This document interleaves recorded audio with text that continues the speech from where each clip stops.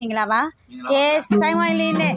တောင်းဆိုထားတဲ့ပုံပမာကိုတောင်းဆိုထားတဲ့အကိုကြီးနော်အကိုကြီးစိန်ပေါက်တူးအိမ်မှာရောက်ရင်တီးလိုက်ပါတယ်ကိုကြီးစိန်ပေါက်တူးရင်ပတ်လုံးတွေကလည်းမရှိဘူးဆိုတော့လေအဲ့လိုမျိုးပတ်လုံးတွေကဒီမှာကြည့်အောင်ကဲကြော်လဲကြော်ညာရေးပေါ့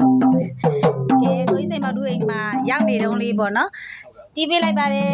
ပုံပမာလေးတောင်းဆိုထားတဲ့အကိုကြီး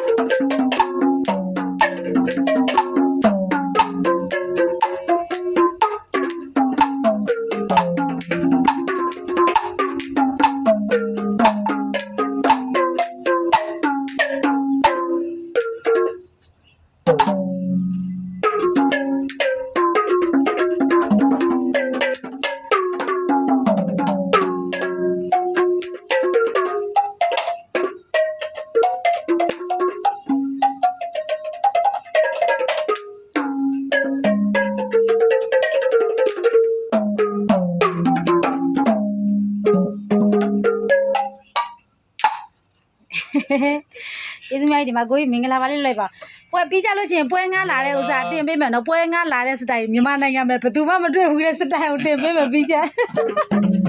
သူတို့ဒီတကကြုံဘူးတာပဲခင်နော်အဲသမီးလေးတဲ့စိတ်တဲ့ကြောင်းမစင်းခင်လေးပေါ့နော်ဆရာနေရလက်နှွေးနေရပေါ့မပတ်လုံးလေးယာကြီးလုံးပေါ့ဗျာပတ်လုံးတွေကလည်းမရှိဘူးဆိုတော့ကြတော့ရွေးနေရတာပေါ့ဒီမှာကြုံအလုံးလေးကပိုအဆင်ပြေမလဲပေါ့အခုမှဒါကဲဒီမှာရောအဆင်လုံးရှိပါသေးတယ်